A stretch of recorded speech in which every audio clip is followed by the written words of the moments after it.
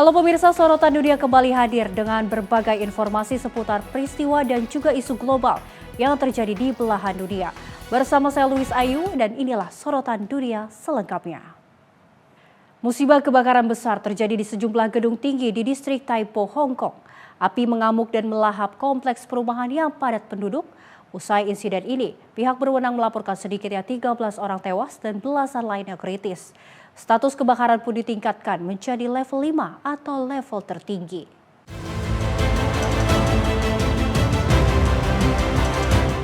Kebakaran dahsyat melanda kompleks perumahan Wang Fu Court di distrik Tai Po, Hong Kong pada Rabu siang 26 November 2025, sekitar pukul 14.51 waktu setempat.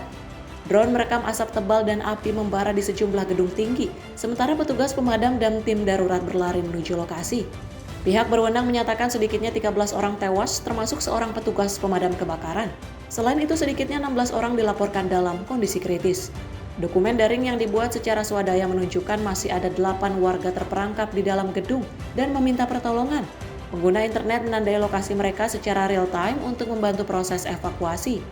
Kompleks Wang Fu Court diketahui memiliki sekitar 2.000 unit tempat tinggal yang ditempati lebih dari 4.600 warga. Kepadatan penduduk diduga menyulitkan upaya penyelamatan dan pemadaman. Otoritas Hong Kong kemudian meningkatkan status kebakaran menjadi level 5 atau level tertinggi, serta mendirikan tempat penampungan sementara bagi para pengungsi. Upaya penyelamatan masih berlanjut, sementara penyebab kebakaran masih diselidiki. Tim redaksi Sinpo TV melaporkan. Tim penyelamat masih berjuang memadamkan api besar yang melahap sejumlah menara perumahan di distrik Tai Po, Hong Kong. Kebakaran ini menyisakan korban jiwa dan juga warga yang hingga kini belum juga ditemukan. Otoritas mengkonfirmasi korban tewas terus bertambah, sementara ratusan warga masih dilaporkan hilang. Banyak penduduk harus mengungsi dan tak tahu kapan bisa kembali ke rumah mereka.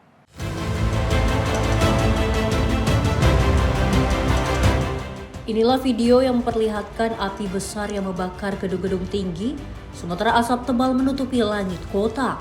Puluhan mobil pemadam kebakaran diterjunkan.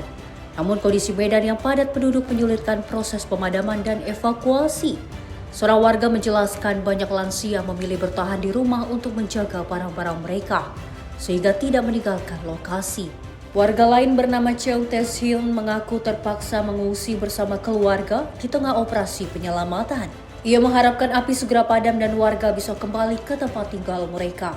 Tugas awalnya menangani 28 korban dengan 9 diantaranya dinyatakan meninggal dunia di lokasi. Seiring waktu, jumlah korban terus meningkat setelah beberapa korban meninggal dalam perawatan di rumah sakit. Otoritas terkini mengkonfirmasi 36 orang tewas, 29 orang masih dirawat di rumah sakit, di mana 7 diantaranya dalam kondisi kritis. Selain itu, sedikitnya 279 warga dilaporkan hilang dan belum dapat dihubungi. Kebakaran diketahui mulai terjadi pada pukul 14.51 waktu setempat di kompleks Wang Fu Court yang memiliki 2.000 unit hunian dan lebih dari 4.600 penduduk. Hingga kini belum ada keterangan resmi mengenai penyebab kebakaran. Upaya penyelamatan dan pencarian korban masih terus berlangsung. Tim redaksi Sinpo TV melaporkan. Ketegangan di tepi barat memuncak setelah militer Israel melancarkan operasi berskala besar di wilayah Tubas. Pasukan Israel masuk ke permukiman warga dan juga menguasai sejumlah titik strategis. Operasi ini disebut sebagai bagian dari upaya konkret terorisme, namun menimbulkan dampak langsung terhadap warga setempat, termasuk penggerebekan rumah dan juga penutupan sekolah. Tentara Israel melancarkan operasi militer berskala besar di wilayah Tubas di tepi barat bagian utara pada Rabu 26 November 2025. Rekaman video memperlihatkan pasukan Israel bergerak di jalan-jalan kota, sebagian membawa senjata mesin dan peluncur anti-tank. Sejumlah jalan diblokir kendaraan militer, sementara gundukan tanah digunakan untuk menutup akses warga. Seorang saksi mata Abdallah Darakmeh menjelaskan pasukan Israel menggerebek dan menggeledah banyak rumah, bahkan mengusir seorang ibu dan anak-anaknya dari tempat tinggal mereka. Rumah tersebut dikabarkan diambil alih oleh pasukan Israel. Sebelumnya, militer Israel melalui saluran resmi Telegram mengumumkan operasi ini dilakukan bersama Dinas Keamanan Sinbad dan pasukan pengawalan terbatas. Media Israel mengutip pernyataan bahwa operasi bertujuan mencegah terorisme berkembang di kawasan tersebut. Di sisi lain, media Palestina melaporkan pasukan Israel masuk ke Tubas dengan unit militer yang didukung bulldozer, serta helikopter yang terbang rendah saat rumah warga digerebek. Klub tahanan Palestina melaporkan lebih dari 60 penangkapan terjadi selama operasi berlangsung. Dinas Pendidikan Tubas juga mengumumkan penutupan semua sekolah dan pendidikan anak demi keselamatan. Sejak 7 Oktober 2023, ketegangan di tepi barat terus meningkat. Menurut data Otoritas Kesehatan Palestina, lebih dari 759 warga Palestina tewas akibat serangan pasukan Israel atau pemukim. Di pihak lain, data resmi Israel menyebutkan lebih dari 26 warga Israel tewas dalam serangan yang dilakukan warga Palestina. Operasi militer di Tubas diperkirakan masih akan berlanjut, sementara warga sipil menjadi pihak paling terdampak dalam konflik berkepanjangan ini. Tim redaksi Sinpo TV melaporkan. Indonesia menegaskan posisinya sebagai acuan global dalam mengimplementasikan toleransi kehidupan antar umat beragama dan juga kebudayaan. Pernyataan tersebut disampaikan langsung oleh Direktur Diplomasi Publik Kemenlu atau Kemlu pada pembukaan dialog lintas agama dan budaya Indonesia Uni Eropa. Direktur Diplomasi Publik Kemlu RI, Anin Nigriawati, soroti peran sentral Indonesia di mata dunia. Ia menyebut bahwa Indonesia masih populer dan dipandang sebagai role model praktik keberagaman di kehidupan sehari-hari. Walaupun agenda serupa diadakan 13 tahun lalu, perubahan itu tetap ada, namun tidak mengurangi posisi Indonesia dalam penilaian secara global. Rencananya delegasi Uni Eropa akan diajak mengunjungi beberapa lokasi yang menampilkan keberagaman harmoni lintas agama dan kebudayaan Indonesia, seperti Masjid Istiqlal dan Gereja Katedral. Posisi Indonesia sebagai role model dalam kehidupan antar umat beragama ya, dan juga antar budaya. Jadi tidak hanya antar agama tapi juga antar budaya, bahwa Indonesia ini masih menjadi role model yang dilihat oleh negara-negara di luar dalam mempraktekkan hidup harmoni dan toleransi. Jadi nanti delegasi ini juga akan kita ajak, yang tadi sudah saya sampaikan juga, kita akan ajak ke Masjid Istiqlal, kita lihat juga bagaimana ada terowongan silaturahim yang menghubungkan antara Istiqlal dengan katedral. Nanti di Jogja kita ajak juga melihat the diversity of Indonesia. Jadi mutual understanding ini tetap harus terus dipertahankan, karena itu sebetulnya adalah basis bagi kita untuk terus mempromosikan perdamaian di dunia. Dari Jakarta, Fani Ronabayu, Sinpo TV melaporkan. Pemirsa, insiden penembakan menggegerkan Washington DC ketika dua anggota National Guard dari West Virginia menjadi sasaran serangan terarah hanya beberapa blok dari Gedung Putih. Kejadian terjadi di siang hari bolong di kawasan yang biasanya ramai pegawai federal dan juga turis. Kedua korban langsung dilarikan ke rumah sakit dalam kondisi kritis. Kejadian bermula ketika kedua prajurit sedang menjalankan tugas rutin di sekitar area pengamanan. Menurut penjelasan pejabat kepolisian DC Jeffrey Carroll, rekaman kamera menunjukkan seorang pria muncul dari belakang sudut gedung, lalu mengangkat senjata dan menembak tanpa peringatan ke arah para prajurit. Tembakan tersebut membuat mereka tumbang seketika, sementara warga yang berada di dekat lokasi berlari untuk mencari perlindungan. Wali Kota Muriel Bowser menegaskan bahwa insiden ini bukanlah tindakan acak, melainkan serangan yang jelas-jelas diarahkan kepada para prajurit. Sementara Direktur FBI Kash Patel menyebut penyelidikan sedang berlangsung intensif, termasuk menelusuri latar belakang dan pergerakan terduga pelaku. Pelaku diidentifikasi sebagai Rahmanullah Lakanwal, pria berusia 29 tahun yang masuk ke AS via program Biden, Operation Allies Welcome pada 2021, yaitu program pemindahan massal warga Afgan pasca penarikan pasukan AS dari Afghanistan. Meski begitu, petugas menegaskan identitas dan asal-usulnya masih dalam proses verifikasi. Program Allies Welcome sendiri pernah menjadi pusat perdebatan politik, terutama terkait proses vetting dan kecepatan pemindahan puluhan ribu warga Afgan. Perdebatan ini kian memanas setelah insiden penembakan terbaru ini. Presiden Donald Trump turut menanggapi melalui video resmi di media sosial. Ia menyerukan peninjauan ulang seluruh pengungsi Afgan yang masuk melalui program Biden. Trump menyebut penembakan tersebut sebagai kejahatan terhadap seluruh bangsa. Hingga saat ini, pihak berwenang belum menemukan motif jelas. Penyidik masih mengumpulkan keterangan saksi, memeriksa rekaman CCTV, dan melacak riwayat perjalanan pelaku untuk menentukan apakah ada unsur ideologi atau faktor personal yang melatari serangan ini. Tim redaksi Sinpo TV melaporkan. Pemirsa, Ratu Maxima dari Belanda memulai kunjungan kerja di Indonesia untuk mendorong inklusi keuangan dan kesehatan finansial masyarakat. Kedatangannya disambut pejabat OJK, Duta Besar Belanda, serta pasukan jajar kehormatan di Bandara Soekarno-Hatta. Tiba di Bandara Internasional Soekarno-Hatta Tangerang pada Senin malam 24 November 2025, Ratu Maxima dari Belanda memulai kunjungan kerjanya di Indonesia. Kedatangan ini dilakukan dalam kapasitasnya sebagai United Nations Secretary General Special Advocate for Financial Health untuk mendorong inklusi keuangan dan juga kesehatan finansial masyarakat. Di gedung VVIP Bandara, Ratu Maxima disambut Kepala Eksekutif PEPK OJK Friederike Widiasari Dewi, Duta Besar Belanda Mark Gerritsen, serta pasukan jajaran kehormatan. Dalam kunjungan ini, Ratu Maxima dijadwalkan mengikuti berbagai pertemuan dan dialog dengan Kementerian Lembaga Keuangan, pelaku usaha, dan masyarakat untuk membahas pengembangan layanan keuangan yang aman dan inklusif.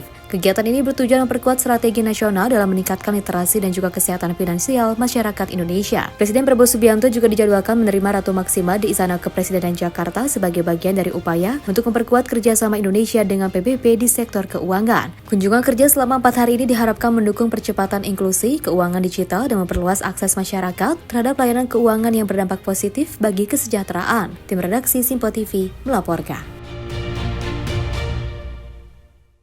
Pemirsa, mantan Presiden Brazil Jair Bolsonaro ditangkap polisi federal pada Sabtu 22 November 2025 atas dugaan merencanakan pelarian untuk menghindari hukuman penjara 27 tahun. Penangkapan ini membedah kembali polarisasi politik Brazil di tengah proses hukum yang telah berlangsung selama setahun terakhir.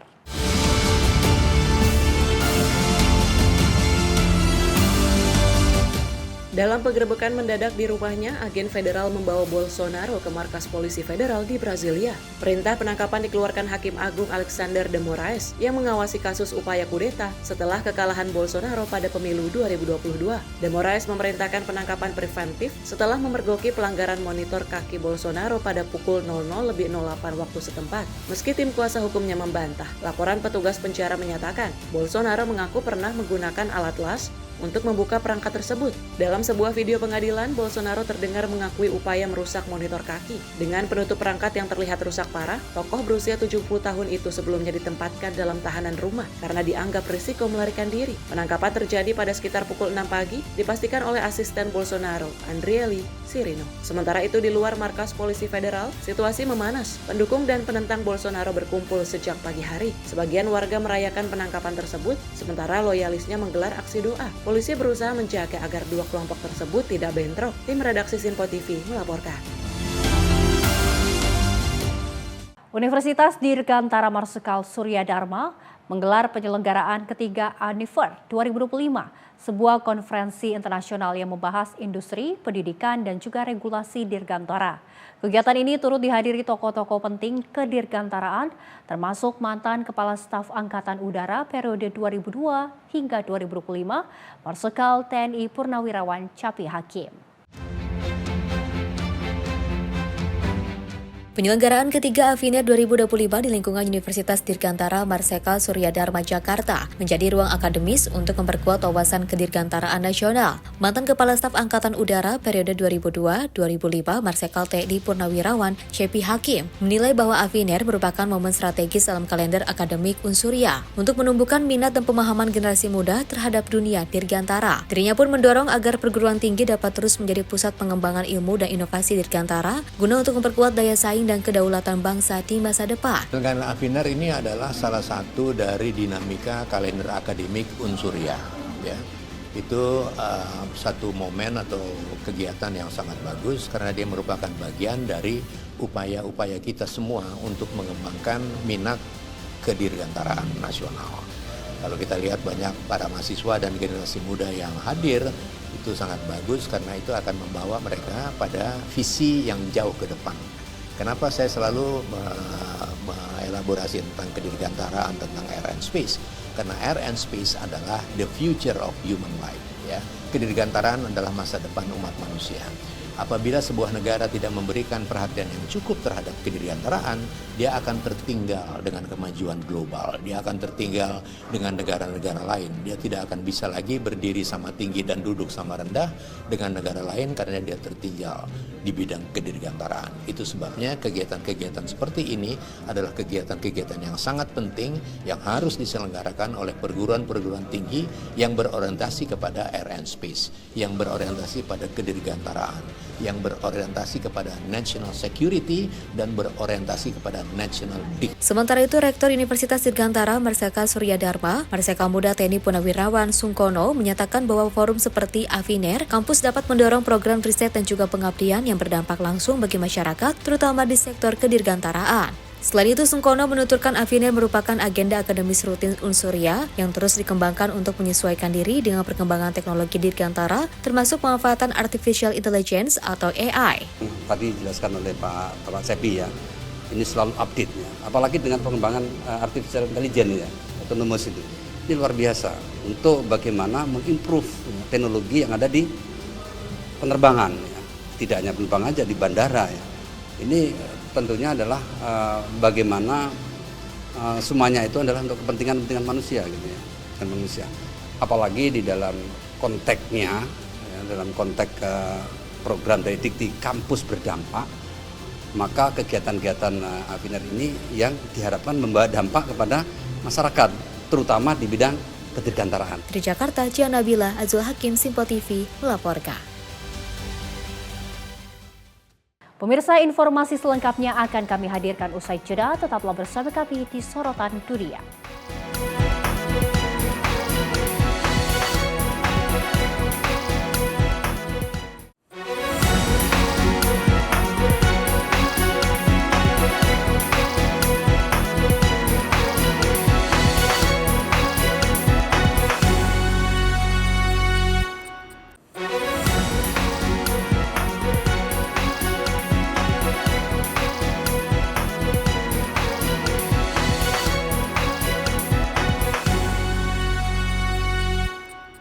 Terima kasih pemirsa, Anda kembali menyaksikan Sorotan Dunia. Informasi kami lanjutkan.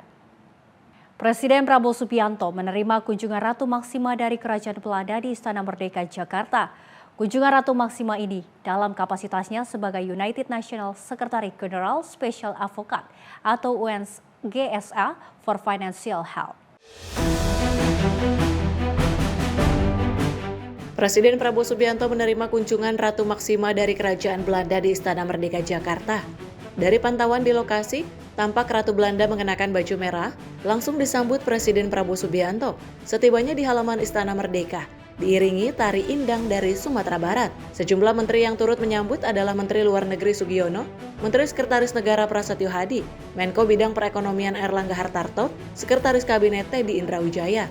Kemudian Menteri Pariwisata Widianti Putri Wardana, Wakil Menteri Dalam Negeri Ripka Haluk, Kepala Eksekutif Pengawas Perilaku Pelaku Usaha Jasa Keuangan, Edukasi, dan Perlindungan Konsumen OJK, Friderika Widyasari Dewi, Deputi Gubernur Bank Indonesia Destri Damayanti, dan jurnalis senior Najwa Shihab.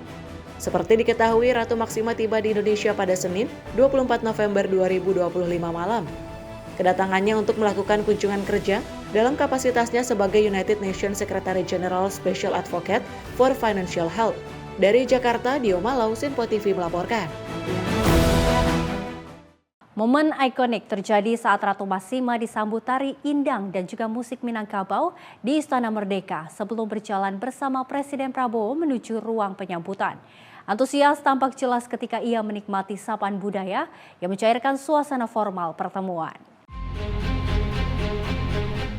Tiba di Bandara Internasional Soekarno-Hatta Tangerang pada Senin malam 24 November 2025, Ratu Maksima dari Belanda memulai kunjungan kerjanya di Indonesia. Kedatangan ini dilakukan dalam kapasitasnya sebagai United Nations Secretary General Special Advocate for Financial Help untuk mendorong inklusi keuangan dan juga kesehatan finansial masyarakat. Di gedung VIP Bandara, Ratu Maksima disambut Kepala Eksekutif PEPK OJK Friderika Widyasari Dewi, Duta Besar Belanda Mark Gerritsen, serta pasukan jajaran kehormatan. Dalam kunjungan ini, Ratu Maksima dijadwalkan mengikuti berbagai pertemuan dan dialog dengan Kementerian Lembaga Keuangan, pelaku usaha, dan masyarakat untuk membahas pengembangan layanan keuangan yang aman dan inklusif.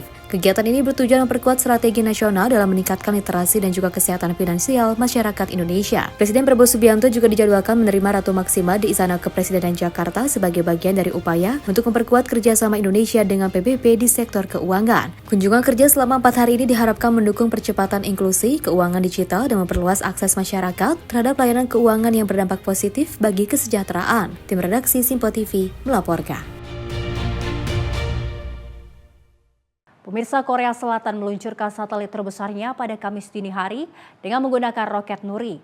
Peluncuran ini menjadi bagian dari 6 misi yang dirancang hingga tahun 2027, sekaligus menegaskan kemampuan Korsel dalam pengembangan teknologi antariksa secara mandiri.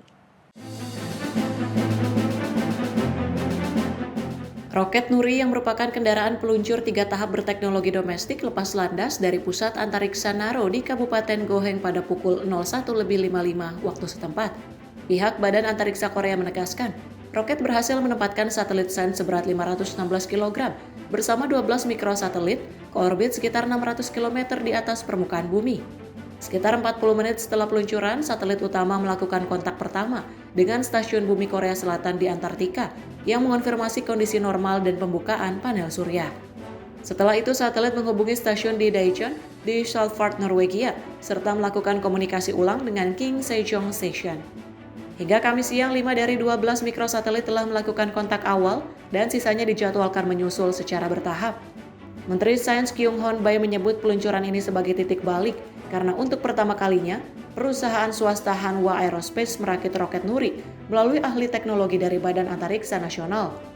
Bae menegaskan Korea Selatan akan terus mendorong roket generasi baru, misi ekspedisi bulan, serta penjelajahan ruang angkasa jarak jauh. Satelit utama dilengkapi kamera khusus untuk mengamati aktivitas aurora, sensor untuk mengukur plasma dan medan magnet, serta sarana untuk menguji penelitian ilmu hayati di antariksa. Sementara 12 mikrosatelit lainnya dikembangkan oleh universitas dan lembaga riset, mulai dari pengamatan atmosfer bumi, pelacakan sampah plastik di laut menggunakan kamera infrared, hingga pengujian teknologi panel surya dan sistem komunikasi terbaru. Peluncuran ini menjadi yang pertama bagi Nuri sejak Mei 2023, saat roket berhasil mengirimkan satelit observasi seberat 180 kg ke orbit. Secara total, ini adalah misi keempat sejak uji coba pertama pada 2021 yang gagal mengirimkan perangkat uji. 2 misi lanjutan telah dijadwalkan pada 2026 dan 2027 untuk mengejar kemajuan teknologi ruang angkasa di China, Jepang, dan India. Nuri sendiri ditenagai 5 mesin 75 ton pada 2 tahap awal, serta mesin 7 ton pada tahap terakhir yang melepaskan muatan pada ketinggian yang ditentukan.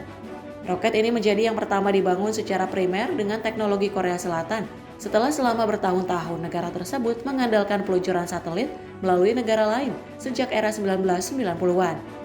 Pusat Antariksa Naro yang menjadi satu-satunya titik peluncuran Korsel sebelumnya mencatat keberhasilan pertamanya pada 2013 dengan roket 2 tahap berteknologi Rusia setelah gagal pada uji coba 2009 dan 2010. Tim redaksi Simpo TV melaporkan.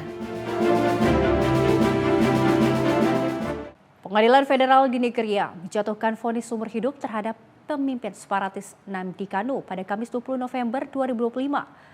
Kanu, pendiri kelompok Indigenous People of Biafra atau IPOB, diputuskan bersalah atas 7 dakwaan terkait terorisme. Putusan ini menutup BAP lama dalam konflik berkepanjangan di wilayah timur selatan Nigeria di tengah tuduhan kekerasan separatis dan juga penumpasan oleh pemerintah. Vonis ini dianggap tonggak hukum penting mengingat jaksa awalnya menuntut hukuman mati sebelum hakim memilih menunjukkan belas kasihan.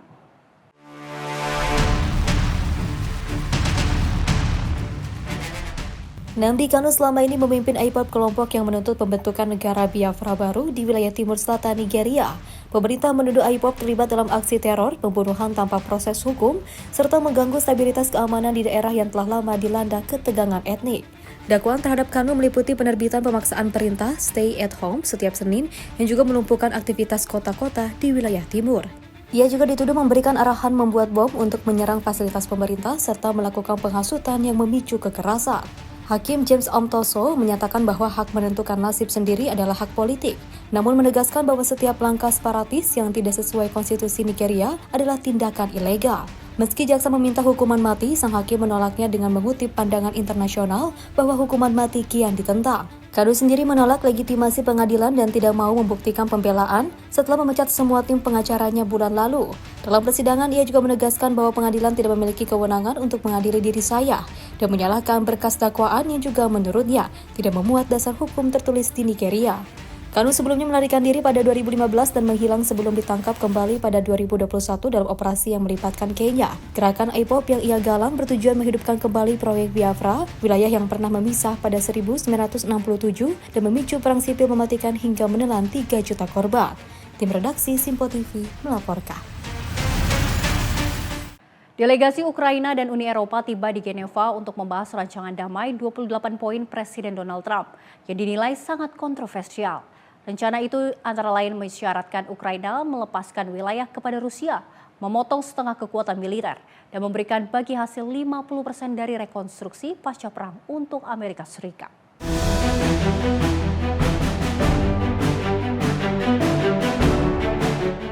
Inilah rekaman yang memperlihatkan kendaraan diplomatik tiba di kawasan misi Amerika Serikat di Geneva, termasuk di Hotel Intercontinental, tempat delegasi Ukraina bertemu dengan penasihat keamanan nasional dari aliansi E3, yakni Prancis, Inggris, dan juga Jerman. Draft rencana damai 28 poin yang diajukan pemerintah Trump dikabarkan meminta Ukraina untuk menyerahkan sejumlah wilayah kepada Rusia, mengurangi setengah kekuatan militer, serta memberikan Amerika Serikat bagi hasil sebesar 50% dari rekonstruksi pasca perang. Syarat-syarat ini memicu kekhawatiran di Kiev dan juga sejumlah ibu kota Eropa. Presiden Rusia Vladimir Putin menegaskan telah meninjau dokumen tersebut dan menyatakan kesiapan bernegosiasi, namun hanya setelah adanya pembahasan substantif terkait dengan persyaratannya. Delegasi Ukraina dipimpin Kepala Staf Presiden Andriy Yermak, sementara Menlu Marco Rubio mewakili pemerintah Trump. Wakil di Eropa berupaya memasukkan batasan sikap Eropa ke dalam kerangka negosiasi, mengingat mereka menilai proses penyusunan rancangan awal sangat meminggirkan peran Eropa.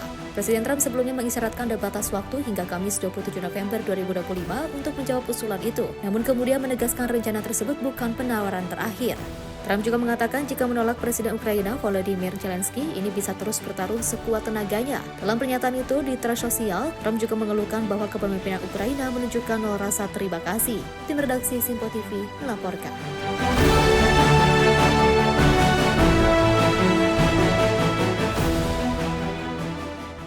Puluhan perempuan di Bogota turun ke jalan dalam peringatan Hari Internasional Penghapusan Kekerasan Terhadap Perempuan.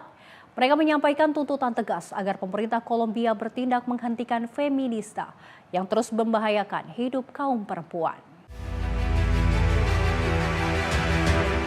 Puluhan perempuan di kota Bogota menggelar aksi demonstrasi pada Selasa 25 November 2025 memperingati Hari Internasional Penghapusan Kekerasan Terhadap Perempuan, sekaligus menuntut pemerintah Kolombia mengambil langkah nyata untuk menghentikan femisida atau kekerasan hingga pembunuhan perempuan berbasis gender. Rekaman video menunjukkan berbagai kelompok feminis menggelar aksi di sejumlah titik kota, menuntut keadilan bagi 621 perempuan yang telah dibunuh tahun ini, berdasarkan catatan Observatorium Femisida Kolombia. Perwakilan Jaringan Perempuan Nasional, Natalia Colibus, menyerukan agar korban femisida dan kekerasan terhadap perempuan mendapatkan pendampingan secara komprehensif. Sementara itu, Sekretariat Mobilitas melaporkan petugas lalu lintas diterjunkan untuk mengawasi arus demonstrasi agar tak mengganggu jalan raya. Peringatan ini bermula dari penetapan PBB pada 1993 yang menjadikan 25 November sebagai Hari Internasional Penghapusan Kekerasan Terhadap Perempuan untuk menghormati ketiga saudara Mirabal yang dibunuh pada 1960 atas perintah penguasa saat itu Rafael Trujillo. Aksi demonstrasi di Bogota ini menegaskan bahwa perjuangan penghapusan kekerasan terhadap perempuan masih jauh dari selesai dan terus mendesak perubahan sistemik di Kolombia.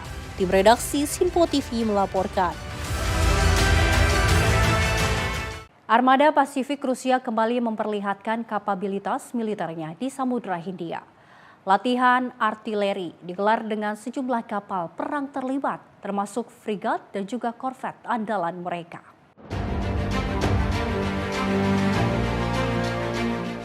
Kru kapal perang Armada Pasifik Rusia menggelar latihan artileri di perairan Samudra Hindia pada Rabu 26 November 2025. Rekaman video menunjukkan frigat Marshal Shaposhnikov, korvet Gremyashich, dan kapal tanker Boris Butoma melepaskan tembakan dari instalasi Adash 190 dan Akadash 630M. Menurut Kementerian Pertahanan Rusia, para pelaut melatih unsur taktis perang laut melawan kekuatan permukaan yang merepresentasikan musuh, serta menyelesaikan beragam tugas latihan tempur sebagai bagian dari agenda latihan. Tak hanya itu, kru kapal juga melakukan latihan mencari dan mengawal target bawah air, serta menghadang serangan kapal tanpa awak dan serangan udara tanpa awak atau UAV. Latihan ini menunjukkan upaya Rusia untuk mempertajam kemampuan tempur dan kesiapsiagaan angkatan lautnya di wilayah Samudra Hindia. Tim redaksi Sinpo TV melaporkan. Retorika Presiden Donald Trump terhadap Presiden Ukraina Volodymyr Zelensky dan Presiden Rusia Vladimir Putin terus bergeser sejak ia kembali menjabat pada 2025. Meski Trump berkali-kali mengklaim dapat mengakhiri perang Rusia-Ukraina dalam 24 jam, pernyataannya selama beberapa bulan terakhir menunjukkan pola yang jauh lebih kompleks dan seiring bertentangan.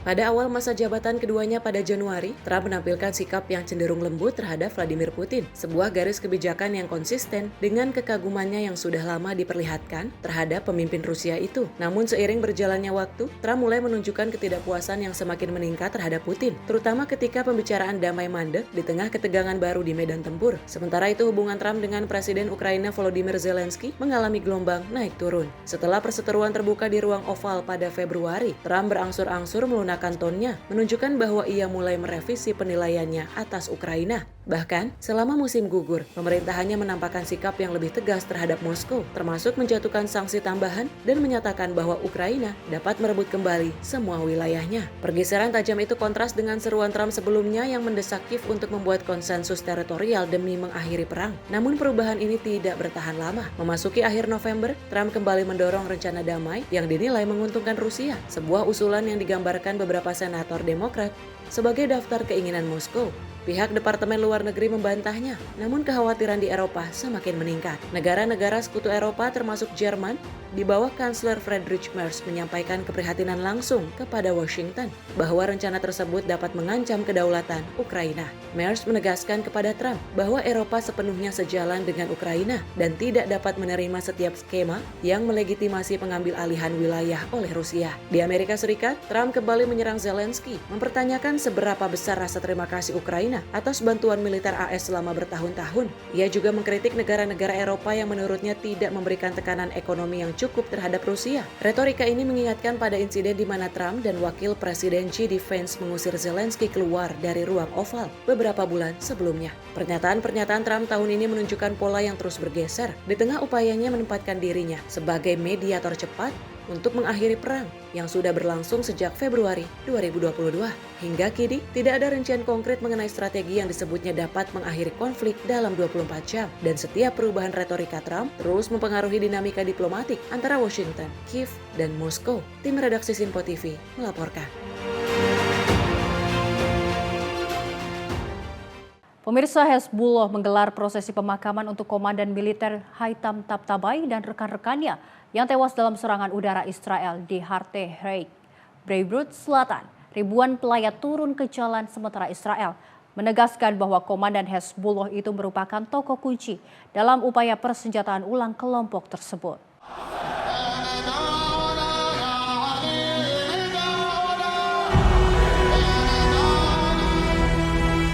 Prosesi pemakaman yang digelar pada Senin pagi 24 November 2025 menampilkan anggota Hezbollah mengusung peti jenazah melalui jalan-jalan yang dipadati warga. Para pelayat mengibarkan foto para pemimpin Hezbollah dan tokoh Iran menunjukkan dukungan massa terhadap organisasi tersebut.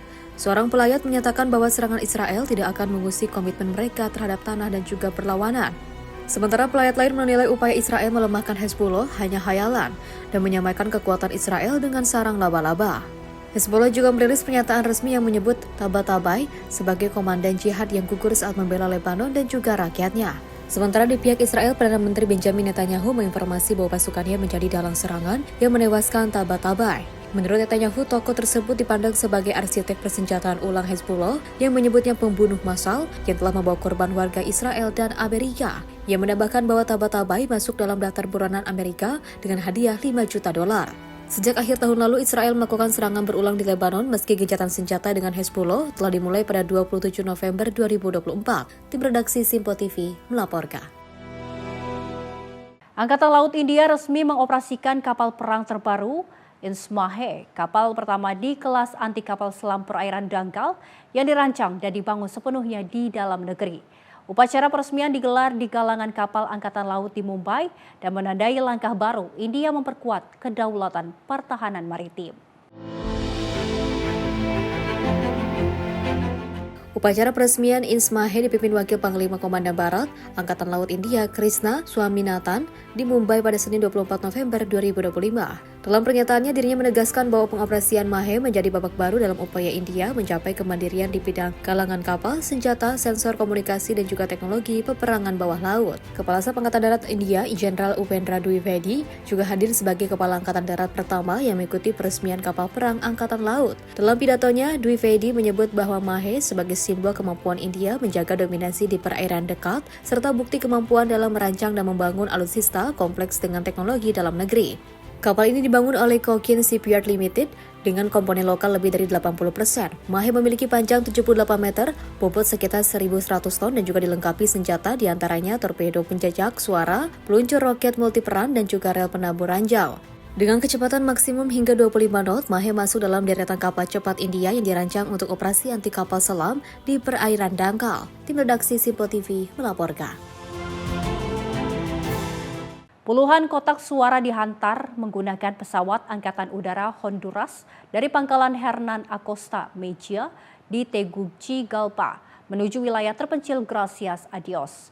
Pengiriman melalui udara dilakukan untuk memastikan seluruh material pemilu tiba tepat waktu menjelang pemungutan suara pada 30 November 2025.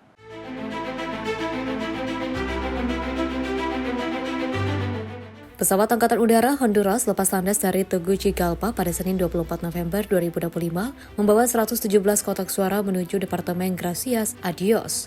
Daerah tersebut memiliki akses darat yang juga sangat terbatas sehingga distribusi melalui udara menjadi satu-satunya cara untuk menjamin material pemilu sampai tepat waktu. Pihak militer Honduras juga menerapkan pengamanan darat dan udara di sejumlah titik untuk memastikan seluruh logistik pemilu terdistribusi hingga ke wilayah terpencil. Honduras akan menggelar pemilihan umum pada 30 November 2025 untuk memilih presiden, 128 anggota Kongres Nasional beserta pengganti, 20 perwakilan Parlemen Amerika Tengah, 298 wali kota, dan lebih dari 2.000 anggota Dewan Kota. Tim redaksi Simpo TV melaporkan. Pemirsa, informasi lainnya akan kami hadirkan usai jeda. Tetaplah bersama kami di Sorotan Dunia.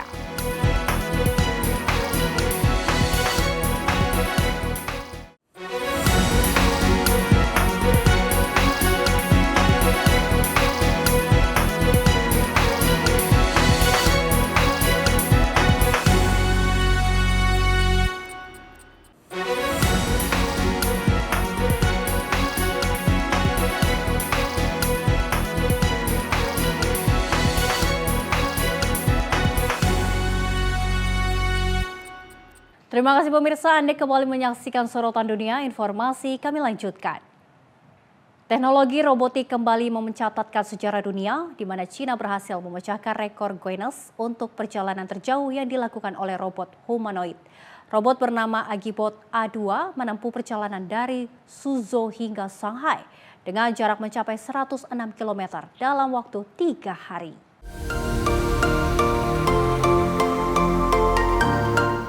China mencatatkan prestasi baru melalui robot humanoid Agibot A2. Rekor dunia Guinness resmi diberikan pada 20 November 2025 setelah robot ini menyelesaikan perjalanan sejauh 106 km dari gerbang Oriental Gate di Jinji Lake Suzhou menuju Bund di Shanghai dalam waktu 3 hari. Sepanjang perjalanan, rekaman video memperlihatkan Agibot A2 melintasi jalan perkotaan, jembatan, trotoar, hingga medan berbatu. Robot ini mampu menavigasi lampu lalu lintas, hambatan, kerumunan orang, serta berbagai kondisi medan secara otonom sesuai aturan lalu lintas. Perjalanan selama 56 jam itu melibatkan 15 kali penggantian baterai dan 2 kali istirahat. Usaha ini menjadi tonggak sejarah baru dalam daya tahan dan keandalan robot berkaki dua. Dalam pernyataannya, Agibot A2 mengungkapkan telah menjelajahi sudut-sudut kota dan menemukan banyak pengalaman baru selama perjalanan. Robot itu juga bercanda mengatakan kakinya terasa kebas, namun menegaskan bahwa penghargaan ini merupakan hasil kreativitas para insinyur yang tanpa batas.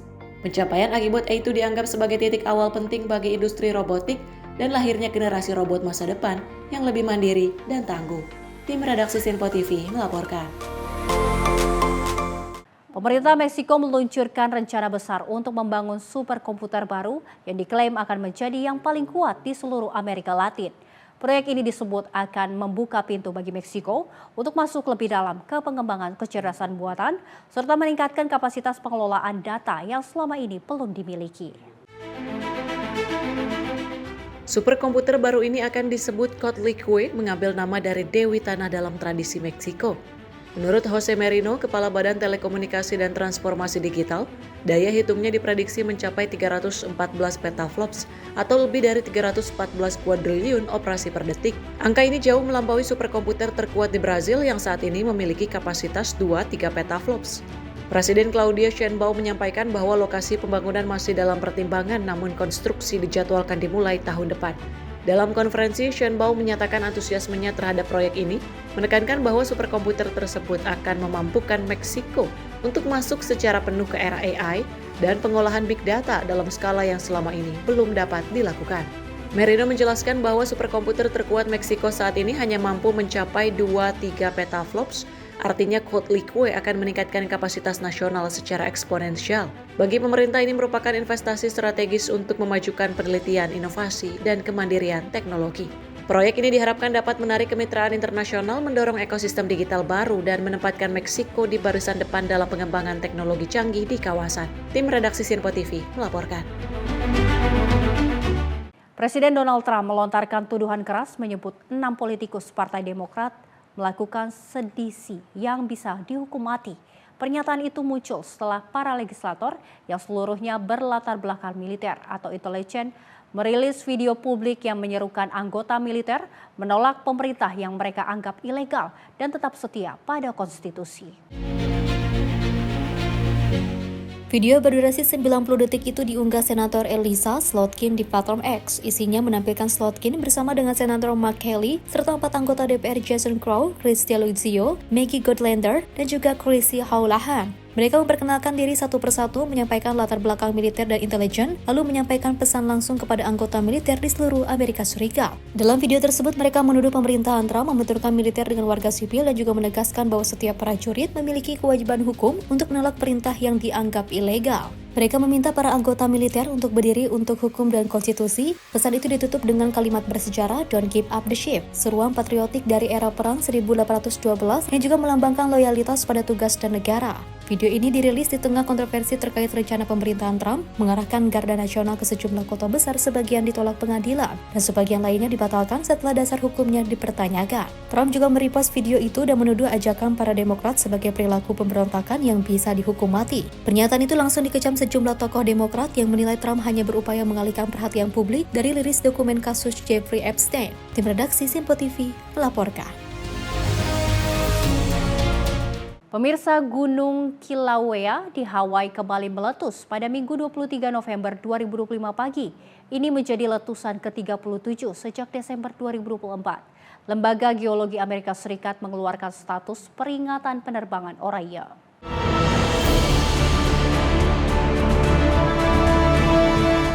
Gunung Kilauea di Pulau Besar Hawaii kembali meletus pada Minggu 23 November 2025.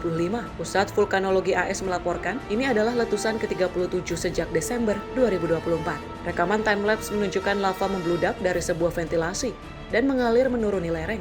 Asap tebal juga terlihat memenuhi udara di sekitar kawasan erupsi. United States Geological Survey atau USGS mengeluarkan status peringatan penerbangan orange. Status ini menandakan potensi gangguan terbatas terhadap lalu lintas udara. USGS menyatakan erupsi dimulai pada Jumat 21 November dan diperkirakan bertahan hingga Selasa 25 November 2025. Kilauea yang terletak di pantai tenggara Big Island dikenal sebagai salah satu gunung api termuda dan paling aktif di dunia. Letusan terakhir sebelum ini terjadi pada 9 November 2025. Sejak fase aktivitasnya dimulai pada 23 Desember 2024, Kilauea menunjukkan pola erupsi pendek yang berlangsung sekitar 1 hari, disertai jeda selama beberapa hari sebelum aktivitas kembali muncul. Meski lava dan asap terlihat jelas, otoritas menyatakan tidak ada ancaman langsung terhadap permukiman, namun publik diimbau tetap waspada terhadap kualitas udara dan perkembangan aktivitas gunung api. Tim redaksi Sinpo TV melaporkan.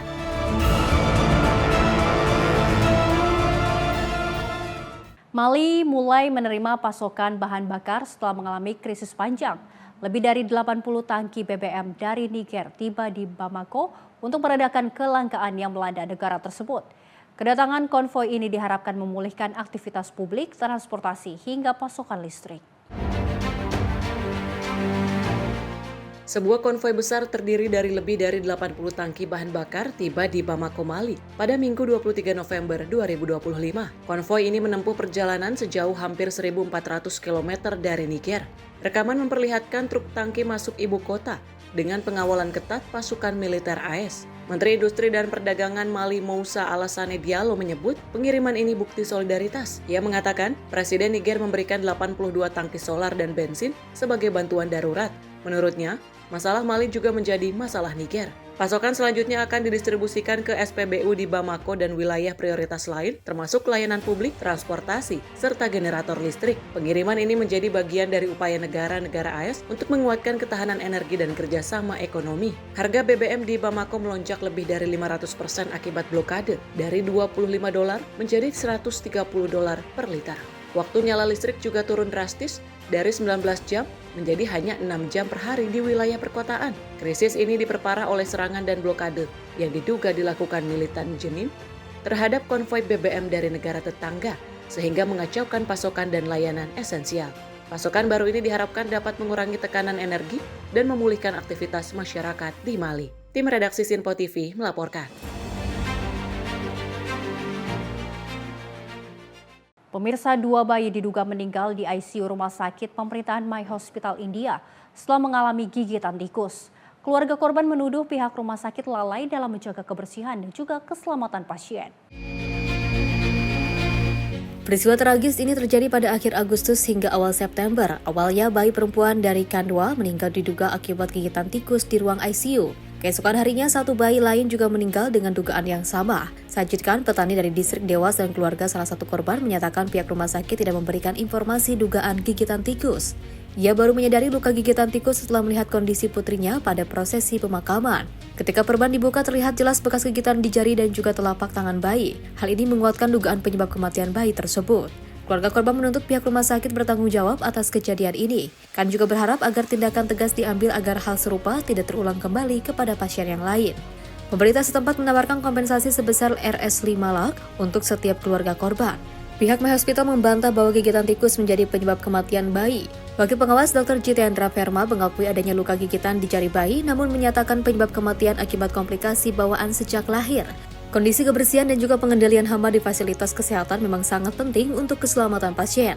Kasus ini menyoroti pentingnya pengawasan ketat agar ruang ICU bebas dari hama seperti tikus. Tindakan pencegahan dan perbaikan prosedur di rumah sakit menjadi kebutuhan mendesak. Tim redaksi Sinpo TV melaporkan.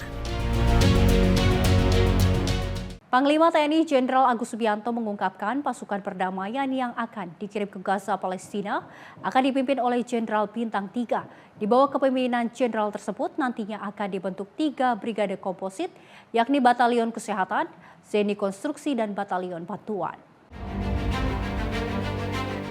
Panglima TNI Jenderal Agus Subianto mengungkapkan bahwa pasukan pemeliharaan perdamaian yang akan dikirim ke Gaza, Palestina masih dalam tahap seleksi. Panglima TNI mengatakan pasukan perdamaian tersebut dipimpin oleh Jenderal Bintang 3 yang nantinya membawahi 3 brigade komposit. 3 brigade komposit ini terdiri dari 1 batalion kesehatan, 1 batalion Zeni Konstruksi, dan juga batalion bantuan serta bantuan mekanis. Selain itu, pasukan perdamaian udara TNI menyampaikan helikopter pesawat C-130 Hercules serta 2 kapal rumah sakit dari Angkatan Laut. Baik, untuk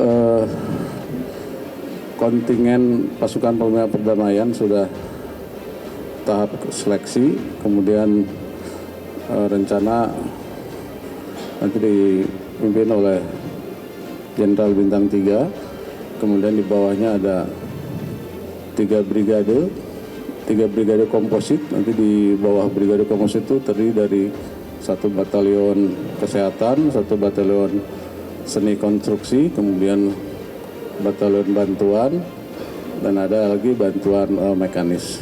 Kemudian juga ada unsur udara, kita menyiapkan helikopter, kemudian pesawat C-130 Hercules, dan kita siapkan 2 kapal rumah sakit dari Angkatan Laut, lengkap dengan helikopter yang ada di pesawat tersebut. Terima kasih.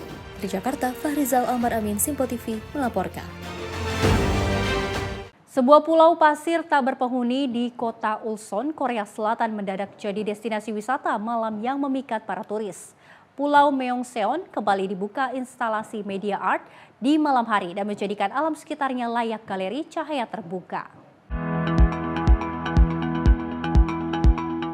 Kota pantai Ulsan di Korea Selatan menarik ribuan wisatawan setelah Pulau Meongseon kembali dibuka instalasi seni media pada malam hari. Rekaman video pada Senin 24 November 2025 menunjukkan cahaya fluoresan yang menerangi garis pantai, batuan, dan pohon di sekitar pulau, mengubahnya menjadi kanvas raksasa yang hanya dapat dicapai melalui jembatan sementara selama jam kunjungan. Para pengunjung mengaku terpesona menyebut pengalamannya menyaksikan seni media untuk pertama kali sangat berkesan. Mereka menyebut penampilan pulau di malam hari terasa mistis dan surreal, seolah menyaksikan pandangan dari dunia lain. Salah satu atraksi utama adalah Sleeping Sun, sebuah instalasi yang seolah menampakkan matahari yang bernafas di bawah lautan malam. Dirancang untuk memperkuat identitas pulau sebagai tempat di mana alam dan cahaya hidup bersama.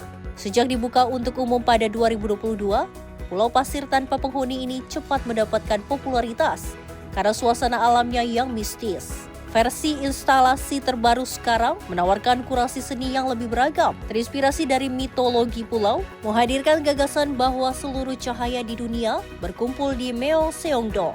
Tim redaksi Sinpo TV melaporkan. Pemirsa, TNI Angkatan Udara memastikan tidak ada pesawat asal luar negeri yang melintas melalui Bandara IMEP Morowali hingga saat ini. Kendati demikian, TNI AU telah mengerahkan sejumlah personilnya untuk mengamankan bandara tersebut.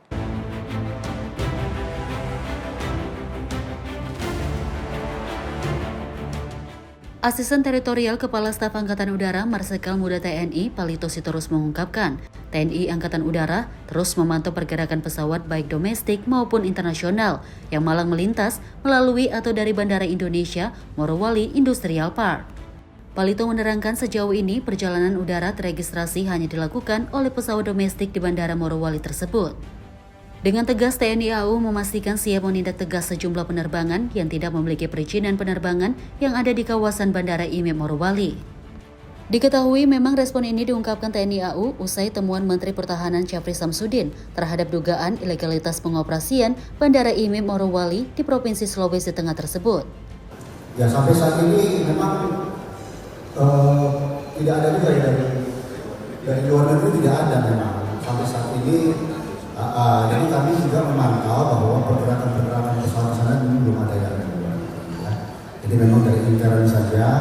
Nah, ke depan kita belum punya rancangan ke sana, tapi artinya dari Angkatan Udara selalu memantau ya pergerakan pesawat yang masuk wilayah, apalagi itu wilayah pesawat-pesawat dari luar negeri.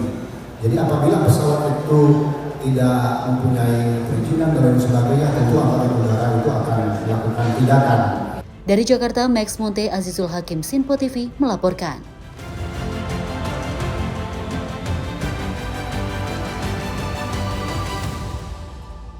Pemirsa, informasi tadi sekaligus menutup perjumpaan kita pada Sorotan Dunia edisi kali ini. Saya Luis Ayu pamit undur diri, terima kasih dan sampai jumpa.